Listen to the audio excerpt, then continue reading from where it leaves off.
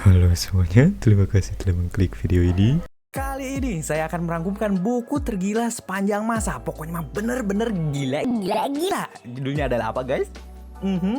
Ya, betul. Frankenstein. Novel ini ditulis oleh Mary Shelley di Inggris pada bulan Januari 1818. Menceritakan tentang seorang ilmuwan yang menciptakan sebuah makhluk dari potongan-potongan mayat yang ia ambil dari kuburan. Tanpa merasa jijik, ia menggali makam-makam saat tengah malam dengan tangannya sendiri. Seperti apa lanjutan dari keseruan kisahnya? Tanpa berlama-lama lagi, kita masuk ke ceritanya.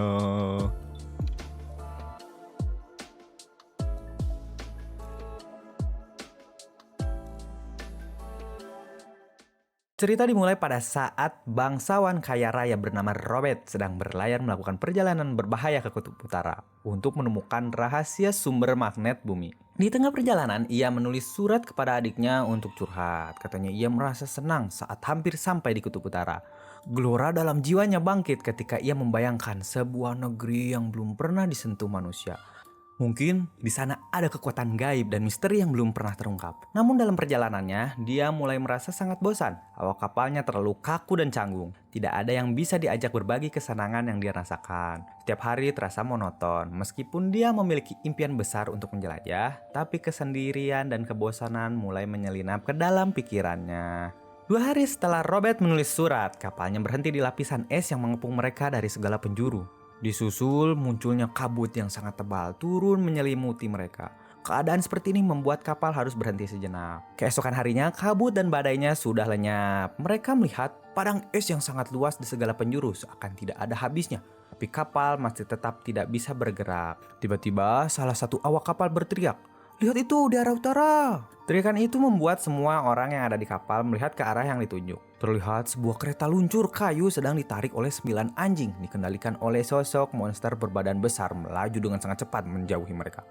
Karena kapal masih terkurung dalam es, mereka tidak bisa mengejar sosok misterius itu. Sehingga kereta yang mereka lihat hilang dari pandangan. Malam harinya es mulai mencair, tetapi mereka belum berani menjalankan kapal karena takut menabrak bongkahan es. Jadi pada malam itu, seluruh awak kapal beristirahat dulu sampai pandangan kemudi terlihat jelas esok pagi. Keesokan harinya mereka melihat kereta luncur lain di atas bongkahan es yang terapung. Di dalamnya terdapat seorang manusia yang keadaannya sangat mengkhawatirkan. Ia hampir mati membeku di atas kereta salju yang ditarik seekor anjing. Robert yang tidak tega melihat orang itu menyuruh awak kapalnya untuk mengangkatnya ke dalam kapal dan melakukan pertolongan pertama. Hari-hari pun berlalu, keadaan orang asing tersebut masih sangat mengkhawatirkan. Semua awak kapal menyarankan ia untuk tinggal di kapal sementara waktu. Di atas kapal, orang tersebut selalu memaksakan diri untuk selalu berada di dek. Padahal kondisi tubuhnya masih sangat mengkhawatirkan. Robert penasaran dengan perilaku orang asing yang seperti sedang mencari sesuatu di dataran es yang sangat luas. Lalu ia bertanya, "Sebenarnya apa yang sedang kau lakukan di Kutub Utara?" "Aku sedang melakukan pengejaran makhluk yang kabur dariku," jawabnya. Apakah makhluk itu menaiki kereta salju dengan ditarik 9 anjing? "Iya benar, apa kamu melihatnya?" 3 hari yang lalu sepertinya kami melihatnya. Ternyata yang mereka lihat waktu itu merupakan makhluk yang sedang diburu orang asing tersebut. Karenanya Robert menyarankan orang asing itu untuk tinggal lebih lama di atas kapal. Orang asing tersebut menghabiskan hari dengan mengobrol panjang lebar bersama orang-orang di sana, sampai semua orang merasa senang dengan kehadirannya. Tapi di satu sisi dia juga terlihat sangat tertekan dan menyimpan sebuah rahasia. Para awak kapal yang sangat penasaran dan selalu menanyakan ribuan pertanyaan pada orang ini menjadikannya jengkel dan ia pun mulai bercerita. Nama orang asing tersebut adalah Victor Frankenstein. Biar gampang kita sebut Victor aja ya. Dia lahir di Swiss dan memiliki seorang adik bernama William Frankenstein. Ayah dan ibunya membeli seorang anak perempuan bernama Elizabeth. Dulunya Elizabeth adalah seorang bangsawan kaya di Prancis. Tapi orang tuanya mengalami kebangkrutan. Jadi ia dijual ke keluarga Victor. Niatnya ketika sudah dewasa, Elizabeth akan dinikahkan dengan Victor. Dari kecil, Victor sangat gemar membaca buku. Di sebuah penginapan yang sangat tua, dia menemukan buku kedokteran kuno karya Cornelius Agrippa, seorang pemikir Romawi yang mengkaji bagaimana ilmu gaib bekerja pada penyembuhan penyakit. Setelah ia membaca buku tersebut, Victor kecil memiliki keinginan yang sangat besar untuk menembus hukum alam semesta. Ia membayangkan bagaimana jika seseorang yang sudah meninggal dihidupkan kembali, dan apakah ia bisa menciptakan seorang manusia?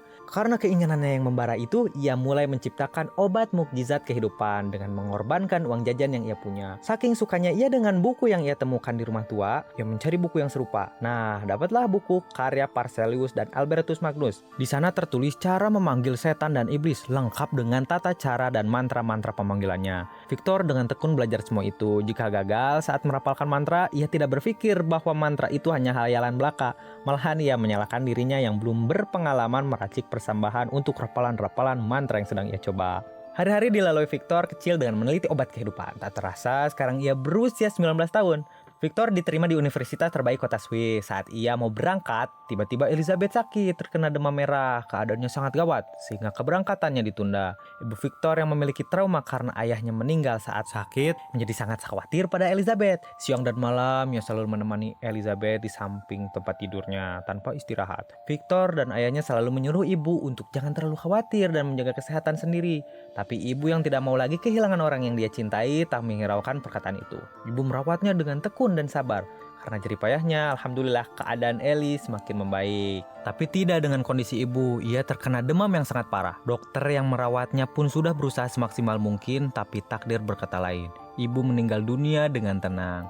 1 bulan pun berlalu, Victor dan keluarga masih merasa bersedih karena ditinggal ibunya. Tapi Victor harus pergi ke kota untuk memulai perkuliahannya. Sesampainya di kota, Victor mencari tempat kos dan beristirahat. Hari pertama kuliah, Victor bertemu dengan seorang dosen yang galak dan aneh. Karena itu, semua murid tidak menyukainya. Cara mengajarnya yang serba cepat membuat murid-murid kesulitan mengikuti pelajarannya. Namun, di sisi lain, dia adalah salah satu pemikir hebat dan peduli pada murid-muridnya. Nama dosen tersebut adalah Profesor Krempe. Orang yang bertubuh kecil, kurus, bersuara kasar, dan wajahnya galak.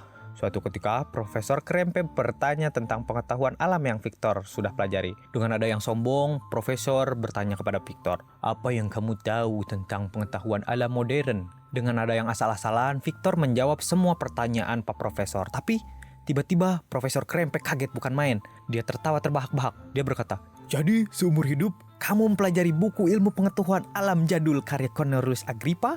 Hahaha, anak bodoh. Kamu menghabiskan waktu dengan hal yang sia-sia. Buku itu sudah tidak relevan dengan perkembangan ilmu modern." Selesai meledek Victor, Profesor memberikan referensi buku untuk dibaca dan pergi untuk urusan lain. Di mata kuliah yang lain, Victor bertemu dengan dosen yang bernama Profesor Aman. Usianya sekitar 50 tahun, badannya pendek dan rambut sampingnya beruban. Beliau juga sama kagetnya saat mendengar Victor membaca buku-buku yang sudah ketinggalan zaman. Tapi reaksinya sangat berbeda dari Profesor Krempe. Dia memuji seluruh pemikir hebat di masa lalu. Katanya, semua pengetahuan di zaman modern ada karena pemikir-pemikir kuno yang dengan susah payah mereka mencari jalan menuju pintu rahasia alam. Walaupun para ilmuwan itu terlihat aneh saat mengadu kotoran, membelah tikus, bahkan tersambar petir, di sisi lain mereka telah membuka pintu pertama menuju rahasia alam. Mereka telah menemukan dunia baru di bawah teropong mikroskop. Mereka juga menemukan susunan kehidupan dibentuk. Bahkan mereka telah menjelajahi surga. Karena perkataan itu, jantung Victor berdegup kencang. Jiwanya bergejolak. Ia akan membuktikan pada dunia bahwa ilmu yang ia pelajari dari kecil bukan hal yang sia-sia. Esok harinya ia berkunjung ke rumah Profesor Aman. Ia menceritakan ambisinya pada Profesor Aman. Kemudian Profesor mengajak Victor masuk ke dalam laboratorium, menerangkan berbagai macam mesin dan kegunaannya. Ia mengizinkan Victor untuk menggunakan laboratoriumnya untuk belajar. Sejak hari itu, sebagian besar waktunya dihabiskan untuk belajar di dalam laboratorium. 2 tahun pun berlalu, Victor menjadi sosok yang luar biasa dan diakui di Universitas Swiss. Semua konsep ilmu pengetahuan modern telah tertanam di benaknya. Setiap pelajaran yang diajarkan oleh profesor-profesor di sana telah dikuasainya dengan baik, sampai-sampai dia merasa bingung tentang apa yang harus dipelajari selanjutnya. Suatu hari ketika ia sedang meneliti struktur tubuh makhluk hidup, muncul pertanyaan dalam benaknya. Dari mana sebenarnya sumber kehidupan setiap makhluk ini? Setelah timbul pemikiran seperti itu, dia mempelajari berbagai struktur makhluk yang hidup secara langsung, namun tetap tidak menemukan jawaban. Lalu ia mengubah cara berpikirnya. Mungkin sebelum menyelidiki asal-usul kehidupan, seseorang harus lebih dulu memahami kematian, katanya. Sejak saat itu, ia mulai mempelajari ilmu penguraian. Namun itu belum cukup. Dia menyelidiki penyebab kehancuran dan kebusukan tubuh manusia, itu juga belum cukup. Dia mencari penyebab perubahan dari kehidupan menuju kematian atau dari kematian menuju kehidupan, tetap tidak berhasil. Dia pusing, dia bingung. Di tengah-tengah eksperimen yang sering kali berujung pada kebuntuan, dan setelah berhari-hari siang dan malam ia membanting tulang dan memeras tenaga, akhirnya Victor menemukan inspirasi dari hal yang sangat sederhana. Ia berhasil menemukan penyebab dari kehidupan. Bahkan sekarang ia dapat menghidupkan benda yang tidak bernyawa. Victor merasa kegembiraan yang begitu hebat pada saat itu. Semua keluh kesah yang pernah menghantuinya seolah lenyap begitu saja. Tapi seperti biasa, ambisinya tidak pernah cukup. Pada saat itu muncul pemikiran baru dalam benaknya. Apa yang harus kuciptakan dengan pengetahuan yang aku miliki sekarang, kata Victor. Apakah aku harus menciptakan makhluk mungil dengan bagian sederhana atau menciptakan manusia dengan segala jaringan sel, otot, organ, sistem organ, dan pembuluh darah yang rumit? Sebaiknya aku menciptakan manusia saja. Karena imajinasinya, ia tidak ragu untuk mempersiapkan bahan-bahan yang dibutuhkan. Setiap tengah malam, ia menggali tanah kuburan yang basah untuk mengambil bagian yang diperlukan. Ia juga tak takut membunuh hewan yang akan dipakainya untuk penukaran jaringan ke dalam tanah liat. Awalnya, ia ingin membuat manusia dengan ukuran normal, tapi karena banyak bagian yang tidak bisa dibuat jika berukuran kecil, akhirnya ia membuat seorang manusia raksasa berukuran 8 kaki. Ia membuat makhluk itu di kontrakannya yang berada di dalam gereja tua. Berhari-hari ia mengurung diri dan jarang makan karena saking asiknya membuat manusia. Semua kewarasannya sudah dikalahkan oleh hasrat menciptakan makhluk baru yang menurutnya akan berutang budi dan berterima kasih karena telah diciptakan. Badan Victor sudah sangat kurus dan matanya mulai keluar dari kelopaknya karena saking tekunnya mengerjakan bagian yang rumit-rumit. Musim dingin, musim semi, dan musim panas berlalu. Akhirnya pengerjaan bagian badan selesai. Sekarang Victor mempersiapkan peralatan untuk menghidupkan benda mati yang terlentang di hadapannya. Waktu itu sudah jam 1 malam. Hujan rintik-rintik mengetuk jendelanya. Dengan disinari lilin yang mulai habis terbakar, Victor bisa melihat mata makhluk ini yang berwarna kuning mulai terbuka. Dia bernafas tersendat-sendat dan anggota badannya bergerak berkejut-kejut dengan keras. Anggota badannya dibuat secantik mungkin. Kulitnya kuning, bening, mulus sehingga jaringan otot dan pembuluh darah di bawahnya terlihat. Rambutnya hitam panjang lebat dan giginya seputih mutiara. Tapi entah mengapa, setelah membanting tulang tanpa mengenal istirahat, hasrat Victor yang menyala-nyala redup seketika. Ia merasa jijik saat melihat makhluk ciptaannya mulai bergerak. Dia lalu pergi ke kamar tidur, meninggalkan makhluk itu, dan memaksakan diri untuk tidur. Tetapi tidak bisa. Makhluk itu mengikuti Victor ke kamarnya, kemudian rahangnya terbuka, mengeluarkan suara yang tidak ada artinya. Kayak gitu. Setelah mendengarkan suara itu, Victor melarikan diri ke halaman rumah karena ketakutan. Sekarang ia sadar bahwa makhluk yang ia ciptakan sangat buruk rupanya. Ya orang dia menciptakan makhluk itu dari kumpulan mayat-mayat, gimana gak buruk ya? Sepanjang malam ia merasa panik dan berlarian di sekitar rumahnya karena takut makhluk itu mengejar dirinya. Tak terasa pagi hari pun tiba. Victor yang tertidur di jalan tidak sengaja bertemu dengan sahabatnya dari kampung, si Harry. Katanya sekarang ia diperbolehkan oleh ayahnya untuk berkuliah. Setelah itu mereka berbincang-bincang tanpa membahas tentang makhluk yang Victor ciptakan. Singkat cerita, Victor mengajak Harry ke kontrakannya. Untung saja makhluk menyeramkan yang diciptakannya sudah pergi entah kemana. Seketika Victor jatuh sakit dan setiap ia melihat semua gurunya datang menjenguk atau melihat buku pelajaran, Victor berteriak histeris. Sahabatnya yang tidak tega melihat keadaan mental sahabatnya terganggu, mengajak Victor untuk jalan-jalan mendaki gunung. Benar saja, ketika ia menghirup udara gunung dan melihat pemandangan yang sudah lama tidak ia nikmati, kesehatannya berangsur-angsur membaik. Setelah mereka pulang ke kontrakan, Victor mendapat surat yang mengabarkan bahwa adiknya dibunuh. Menurut warga desa, ada makhluk misterius berbadan besar yang membunuhnya. Tapi hakim tidak percaya karena seluruh bukti sudah terungkap. Katanya pelaku pembunuhannya adalah pembantu keluarga mereka yang bernama Emmet karena dia ingin merampok perhiasan yang dimiliki adiknya. Tetapi Victor tidak percaya dengan keputusan hakim. Ia lebih percaya omongan warga desa sehingga ia menangis histeris sambil mengutuk makhluk ciptaannya yang telah membunuh keluarganya. Penyakitnya kambuh lagi, lalu Harry mengajak Victor pulang ke desa. Di desa, Victor sering menyendiri. Setiap malam di saat semua keluarga sudah tertidur, Victor mengelilingi desa untuk mencari keberadaan makhluk yang diciptakannya. 6 tahun berlalu semenjak semua kesedihan menimpanya. Suatu hari, ia terbangun di tengah malam dengan perasaan putus asa yang amat dalam. Ia memutuskan untuk melakukan perjalanan ke puncak dengan harapan pemandangan alam akan menghilangkan segala keluh kesahnya. Ketika Victor sampai di atas gunung, ia membaringkan badannya di hamparan bintang-bintang. Tiba-tiba, bayangan monster raksasa berlari ke arahnya dengan kecepatan yang luar biasa. Ketika sudah dekat, ia mengenali dengan jelas bentuk monster aneh itu. Victor kaget bukan main, ia hampir pingsan, tapi segera terbangun oleh hembusan angin dingin. Ia menunggu makhluk itu mendekat dengan kuda-kuda siap bertarung. Makhluk itu pun datang memancarkan wajah yang sangat menderita. "Mati kamu dasar iblis, binatang menjijikan!" teriak Victor. Kemarahannya sudah tidak terbendung lagi. Ia melompat menyerang makhluk itu, tapi dengan mudahnya serangan ditahan oleh makhluk yang badannya sangat besar. "Tenang dulu," kata makhluk itu. Sebelum kau melampiaskan kemarahanmu, aku ingin kamu mendengarkanku. Hidupku sangat menderita. Apakah kamu akan menambah penderitaanku? Sekarang monster itu dapat berbicara dengan lancar. Aku ini ciptaanmu. Seharusnya kau mencintaiku dan memperlakukanku seperti anakmu. Tapi kau malah menumpahkan seluruh kesalahan pada diriku. Pergi kau, aku tidak mau mendengar perkataanmu, jawab Victor. Aduh, bagaimana agar aku bisa mengetuk hatimu? Aku seorang diri, sebatang kara di dunia ini. Bahkan kau penciptaku merasa jijik melihatku. Kau menuduhku sebagai pembunuh, tapi kau sendiri menyiksaku di kehidupan ini. Tolong dengarkan ceritaku. Ayo kita pergi ke pondok di lereng gunung. Udara di sini sangat dingin. Kau tidak akan kuat jika mendengar ceritaku di sini. Itu semua terserah padamu. Makhluk itu lalu berjalan menuju timur, lalu Victor mengikutinya. Sampainya di pondok, mereka duduk di dekat api unggun dalam gubuk dan bercerita panjang lebar. Diawali dengan cerita monster saat pertama kali membuka mata.